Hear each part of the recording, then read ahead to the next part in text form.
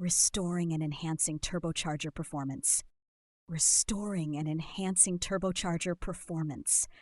Close-up of a worn-out turbocharger on a workbench, surrounded by tools and new components. Restoring and enhancing turbocharger performance. Welcome to our guide on restoring a turbocharger and making it faster. Today we'll take this old turbo, rebuild it, and enhance its performance. Let's dive in.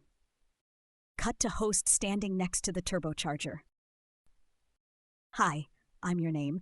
Turbochargers boost engine performance by compressing air, but over time they wear out. Today I'll show you how to restore one and upgrade it for better speed and efficiency. Disassembling the turbocharger. Show bolts being loosened and components carefully removed. Scene 2, inspecting the turbocharger parts. Highlight any wear or damage. Scene 3, cleaning the turbocharger components. Use brushes and solvents to remove debris. Restoring and enhancing turbocharger performance. Step 1, disassembly. Start by removing the compressor housing, turbine housing, and center cartridge.